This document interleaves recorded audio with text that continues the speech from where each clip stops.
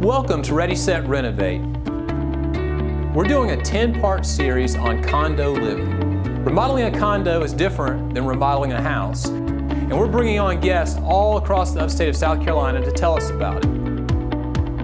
Whether you've been in a condo for 20 plus years or you're looking to purchase one, we invite you to join us as we answer your questions. Let's get to it. On this episode of Ready, Set, Renovate, we're speaking with Shannon Lavrin. Shannon is the city manager for Greenville, South Carolina, and she was appointed to that role in June of 2023 by the City Council. Shannon serves as the city's chief executive officer and is responsible for executing the City Council's priorities. Mrs. Lavrin has a wealth of experience serving as the development planner, assistant planning and development manager, assistant city manager, and planning director.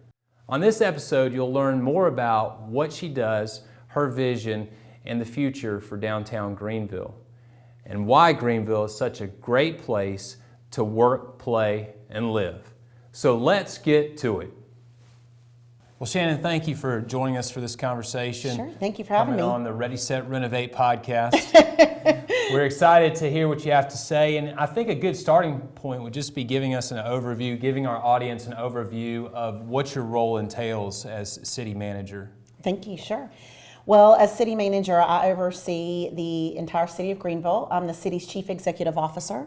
So with the exception of the city attorney and the city judge, all 990 employees of the city of Greenville report through me, to me. In terms of everything we do at the city, that's everything from policing to fire to parks and recreation to urban planning. So I am the city's chief executive, and I oversee pretty much all of the activities of the city. Sounds like a very busy job. It's a very busy job. Not much downtime, I'm sure. We were just talking before you got on, and you even this weekend you're booked up with city events, right? City events, that's right. That's right. But I love it, and so I feel very fortunate to be in this position. So, it's something that I wanted for a long time, and I'm enjoying the opportunity to serve the city in this way. Well, apparently doing a great job because it's a lovely city. A lot of people want to be here, and that has to be a compliment to you to have people coming from all over wanting to be in downtown Greenville. Well, it's a compliment to me. It's a compliment to our city staff who work so hard for the city, and I just think we have an amazing staff. It's a compliment to our leadership with our mayor and city council and their priorities and their vision for the city. And I think it's also a compliment to past leaders who helped set the city up for us to be in this position. And most importantly, it's a compliment to the community. We live in just a fantastic community, a very collaborative community, a very engaged community. And I think that really our success is because of the people who live here. Well said. Let's talk a little bit about planning. You are my favorite subject. Yeah, always thinking about the future, right? Looking into the future, what does that look like for Greenville? You actually participated in creating a plan called GVL 2040. Greenville 2040. Okay. And tell us a little bit about that plan. What does that entail? Sure. So as you may or may not know, I'm a city planner first. And so I'm the city's first city planner, city manager. And our team did oversee the creation and then the formal adoption of Greenville 2040 in 2021. And Greenville 2040 is the city's comprehensive plan. And that is the plan for our community that says this is what we want to be from now until the next 20 years. It's essentially the city's strategic plan. Our community, we had a large steering committee, and it was a 30-month process. And our community... 30 months to put the plan together. Yes. Wow. Yep. We started in 2018, and the plan was adopted in 2021. Wow. And we had this little thing called COVID that happened in the middle. Little hiccup. So that was actually good, because one of the things we talked about was how do we be adaptable and flexible as a community as things come in that you're not expecting. And so that was a good test during an important time. And as part of Greenville 2040, our community told us the priorities that they wanted us as a community to focus on.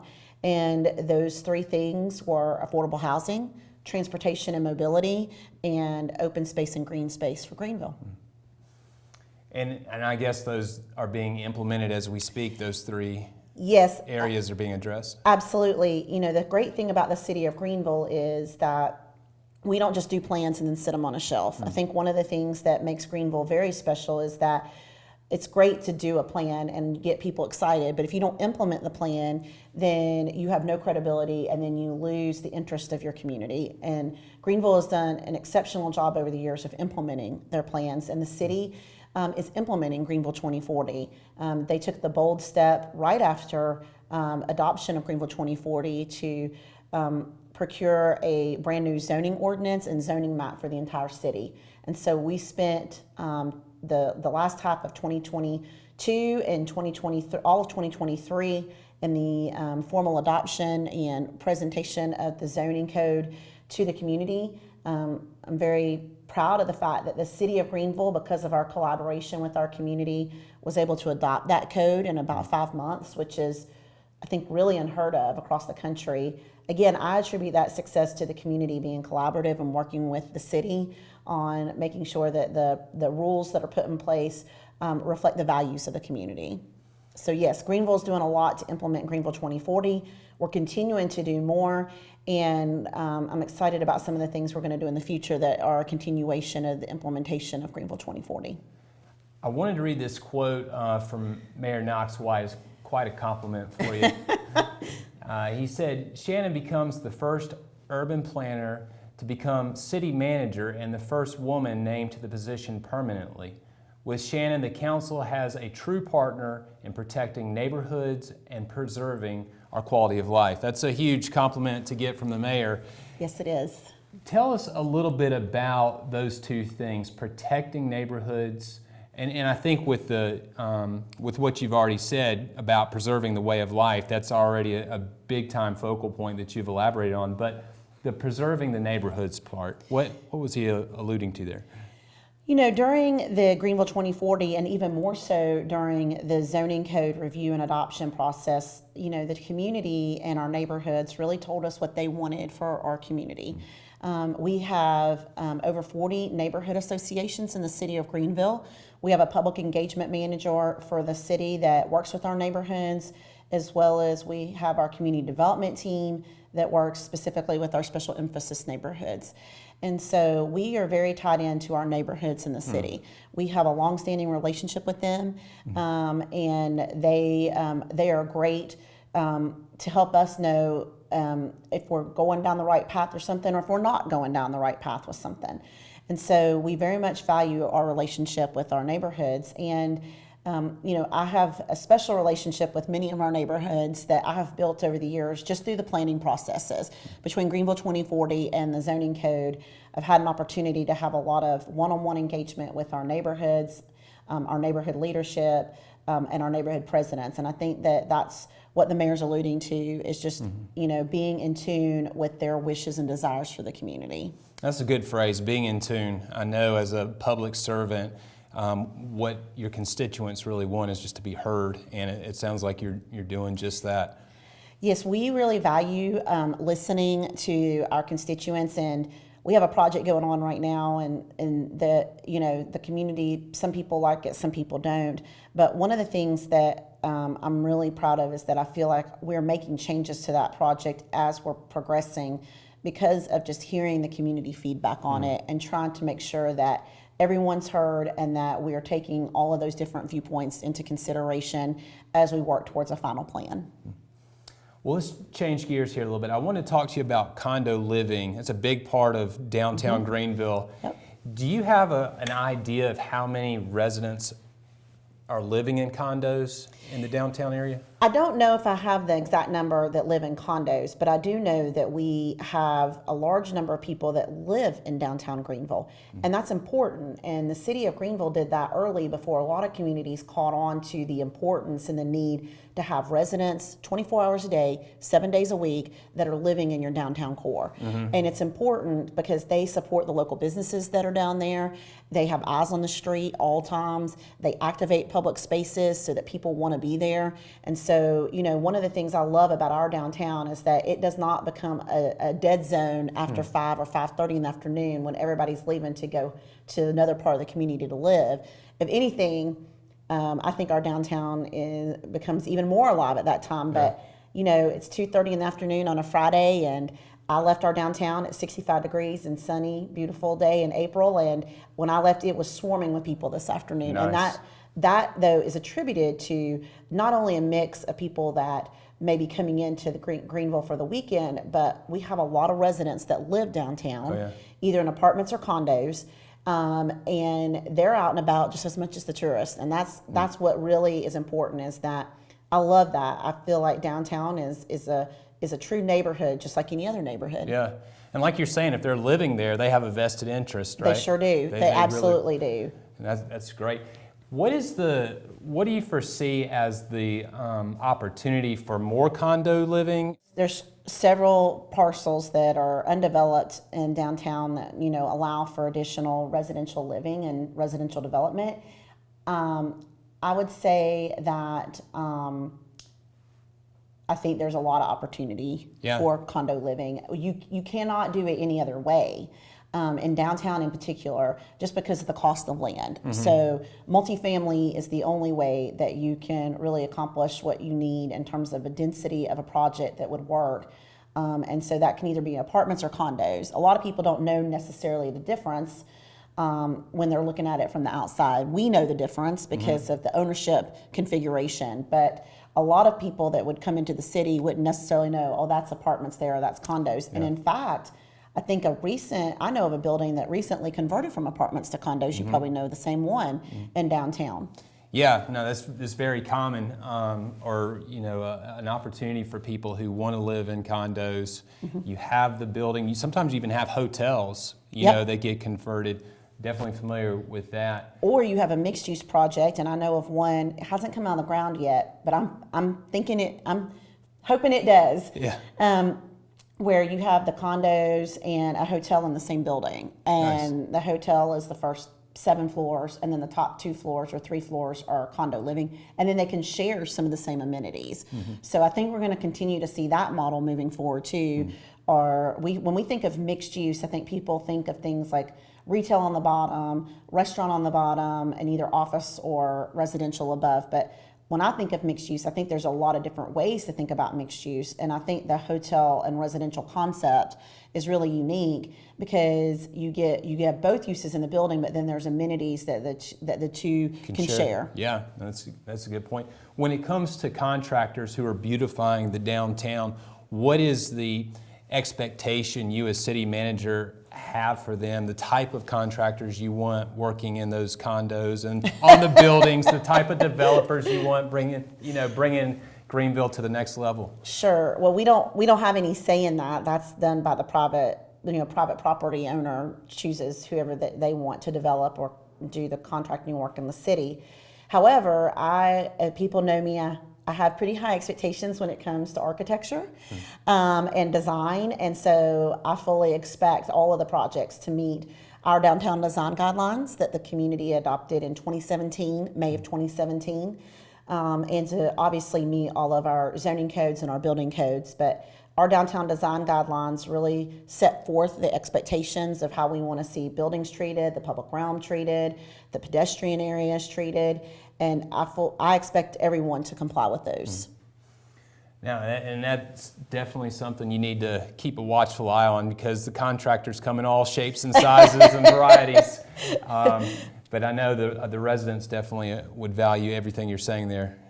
What about balancing growth and maintaining the city's green spaces? You're kind of working within some tension there, right? You have folks, I think, that are not wanting to grow much more. You have folks who really want to grow, and you're kind of like doing the balancing act. Tell us your philosophy on how you balance those two.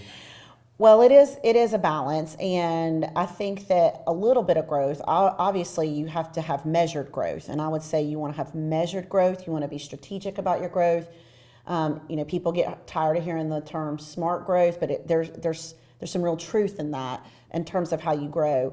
I think if you just stop growing altogether, that can be problematic for your community. I'm a believer that if you're not growing, you're dying. And what I mean by that is that, as you're bringing more people into the community, a small amount of growth, measured growth, allows for us to be able to continue to provide services without raising taxes, with keeping things at an affordable range. So I think that, there's some benefits to what I would call measured growth.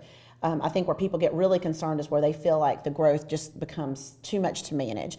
And that is why we have Greenville 2040 in our zoning code. And those were specifically done as a response to growth.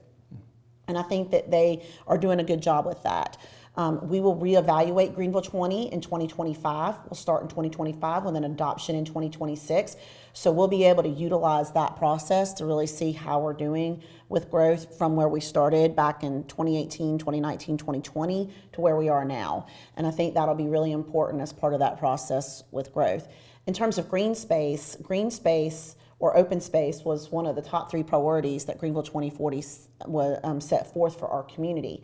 And the city has been proactive in that we created an open space fund, and we've been acquiring properties to leave in permanent open space. I'll go ahead and give you a sneak peek because this won't go out until after the agenda's posted, but we're buying 12 acres over off Ridge Road, and that'll be on the agenda Monday night. Nice. So you heard it here first. Heard it here first, but you really did it. I don't know when this airs, but It'll be a little ways down the road. 12 acres, and 12 it's acres. going to be green space. We're going to leave it in as natural land. It's next to our existing CISA complex, and the owner put it up for sale, and we took a chance to see if we could buy it, and they did. They let us buy it. So, but this is going to make some people happy. That's pretty cool. Pretty good to hear. As far as community engagement, how do you engage? How do you get out and listen to individuals? Because there's so many people that have so much they want to share with you. How do you manage listening? Do you have a lot of like one-on-one time with various residents, or are you getting emails? How does that feedback get to you?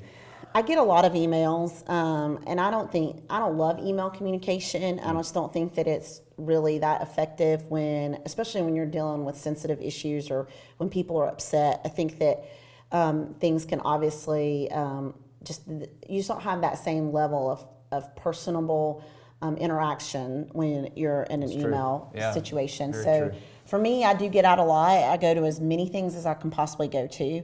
And I try to talk to as many people that will talk to me. If I go to a public meeting and there's quite a few people there, I'll stand in the back at the door as people are coming in and out so that I can greet them. I see people that I know. Or it gives them an opportunity where they may want to say, can I talk to you for a minute, and take me aside. So that's kind of my trick at the public meetings. Yeah. Very approachable, right? Yes, I believe in a lot of one-on-one communication. I believe in in-person communication. I think that if you can't do it in person, telephone is the next best option. But I just think you have to get out and about as much as you possibly can. I think it diffuses a lot of things later down the road. No, for sure. That makes a lot of sense. One thing I wanted to ask too, this is a buzzword that you hear a lot of, affordable housing. And you mentioned that early on in our conversation. Do condos factor into affordable housing? What's your thinking on affordable housing? I think they absolutely can. Obviously, if you can get the right tax structure deal through incentives through the county or through the state of South Carolina, and then obviously work with the city. If you can structure the deal properly, if you can structure the deal properly and get the pro forma correct, I think that there should be a for sale option in condo living that meets the affordable component. And I know that's harder in a for sale product than in a rental product, but I don't think that it's undoable. I think it's all about making sure that you structure the deal in the right way that makes the pro forma work. But I think that they can be part of the solution, and they should be part of the solution. I mean, it provides people home ownership. Yeah. And if you provide people affordable home ownership, it provides them an opportunity to have an investment. For sure, and it gets back to what we were just saying. If you're a stakeholder and as a resident, you're actually going to go to work to keeping things up and looking nice. You have a vested interest. That's right. I think the one thing that may hurt with any multifamily product, whether it's a townhome, whether it's, and townhomes are considered a single family, but they're in rows, and they tend to have HOA fees that come along with it. But whether you're in a condo or a townhome, trying to keep the fees at an affordable level is really important, because I think that can be, something that can be another obstacle to affordable homeownership. Is there a lot of opportunity that you see in general, not just in the condo arena, but in general downtown, to provide affordable housing? Through I don't know what other avenues you're looking at, or are there others? I think there's always an opportunity. It's trying to get the right developer with the right organization that can help figure out how to make the funding work. Yeah. Are you familiar with any particular zoning ordinances or policies that apply specifically to remodeling buildings or condos or even homes downtown? Yes. So in terms of the zoning, if you're doing anything on the exterior, that has to go before the city's design review board. And they oversee the exterior of much of the downtown area.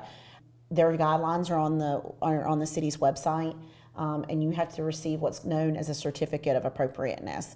And when we are looking at those, the expectation is that they are conforming with the downtown design guidelines, the document I mentioned earlier.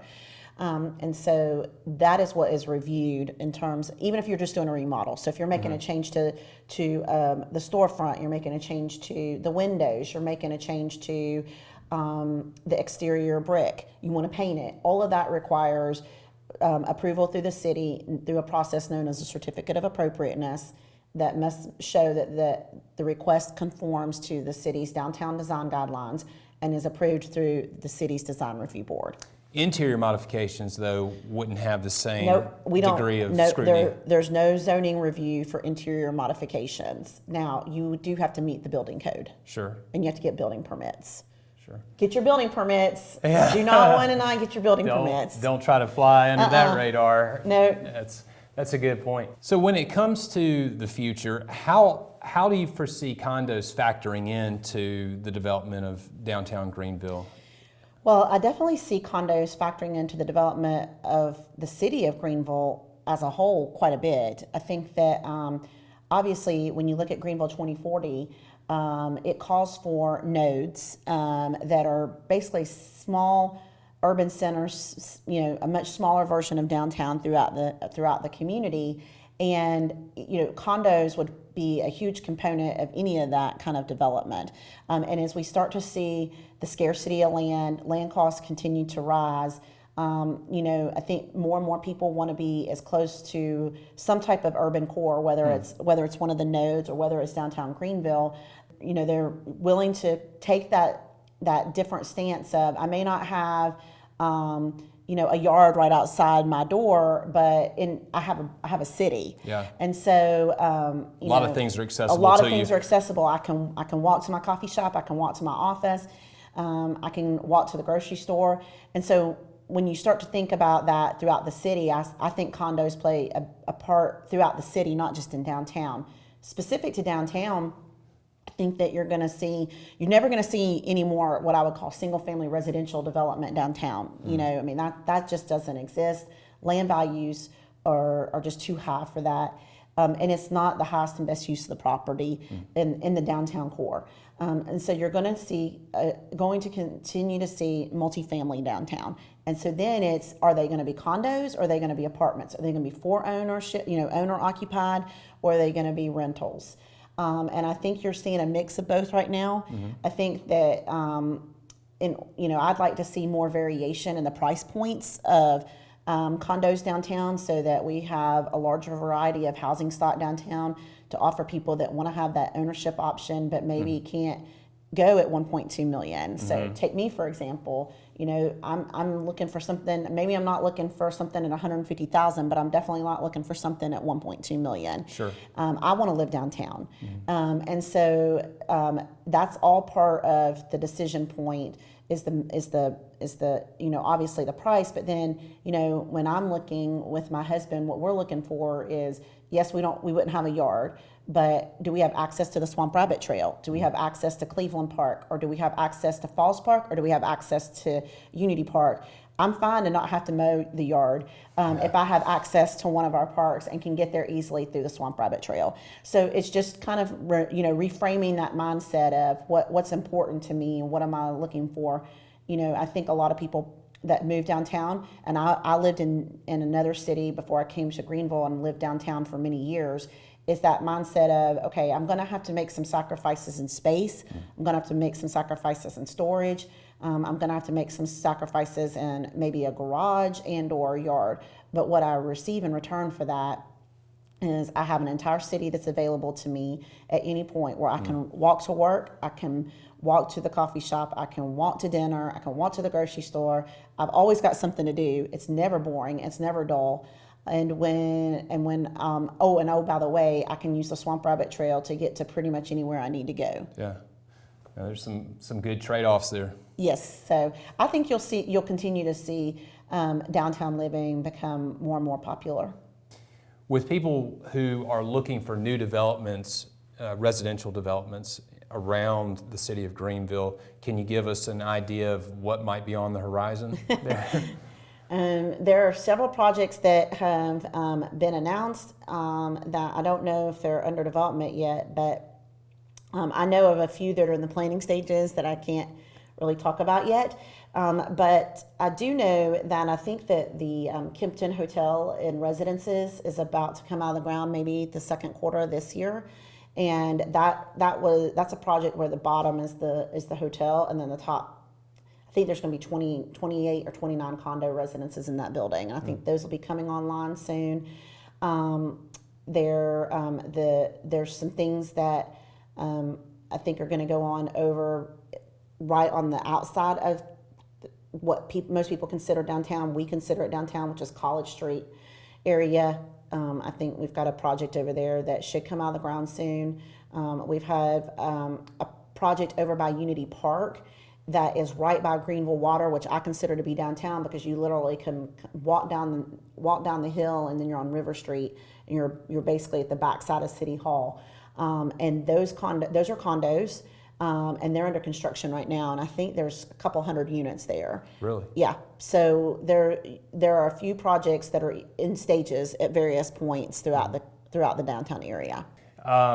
Well, tell us a little bit about what you see in the future. I know we've talked some about the future, but with so many people coming into Greenville, with Greenville being such an appealing place on a national level, it's getting a lot of national attention. Yeah. Do you foresee that trajectory just continuing to go up, or tell us what the future looks like from your perspective? Oh, I think it's a really exciting time in Greenville right now. The mayor would say, he used to say to me, Shannon, why would anyone not want to live in Greenville, South Carolina? And I would say, I don't know, Mayor, why would they not? And nowadays I'm the same way. I'm like, why would anyone not want to live in Greenville, South Carolina? I think we're in a really special time for Greenville. I think Greenville's at a special point in its history at a special time. Yeah. And I think the next few years are just going to be really exciting and fun for the city of Greenville and the entire Upstate, honestly. We're talking about the city of Greenville today, but I believe this entire region is really a wonderful part of the country, and I think we should celebrate all of the communities around the city of Greenville. And I'm a big supporter of our sister cities and their communities, and I think this is a special time for the entire Upstate, not just the city of Greenville. Truly is a great place to live. Truly is. And the secret's out. Many people are coming. Well, they are, but I don't see, just because of the way that we have developed over time and some of our growth policies, both in the city and the county, and some of our other sister cities in Greenville County, I don't think that it will ever become to the point. I hear all the time, oh, it's going to become Atlanta, it's going to be Charlotte. I don't think that that's really. The city of Greenville's footprint's too small for that to happen, and I just don't see that happening over the long term. And I know that's a big relief to people because, if they want Charlotte or Atlanta, they'll get on 85 and go there, right? I tell people all the time, anytime I want a big city, it's 90 miles away. There you go. But then I get to come home. So as we wrap up, is there anything you would just like to speak from your heart, share with the audience? Yes, I feel like, Greenville's a great place to live, whether it's condo living or any other type of residential living, because we have a very stable form of government. I think our city council is doing a great job. They really want to make sure that, our crime numbers continue to drop. We are the only triple A bond rated city in the entire state of South Carolina. The triple A is for your bonding, which means how much it costs you to borrow money. And that means that our financial security is very well managed, and I really attribute our Office of Management and Budget staff for doing that for us. But you have a financially secure local government, you have a safe community to live in, and you have a local government that is listening to its constituents and wants to be responsive and accountable. And I think that all comes down to the leadership of our mayor and council. Well, Shannon, thank you for coming Thank on. you. I mean, there's some great content here about what's happening in downtown Greenville. Obviously, you have a huge amount of responsibility and a lot's riding on your shoulders. We appreciate the effort and work you're putting into our downtown here in Greenville. Thank you. I really appreciate you having me. It's an honor. Thank you very much. Do you own a condo or are interested in remodeling a condo? We at Daniel Builders can help you. Reach out to us at danielbuilders.com. We'd love the opportunity to talk. So if you'd like to be the next guest on our podcast, we'd love to hear from you. You can reach out to us at info@danielbuilders.com.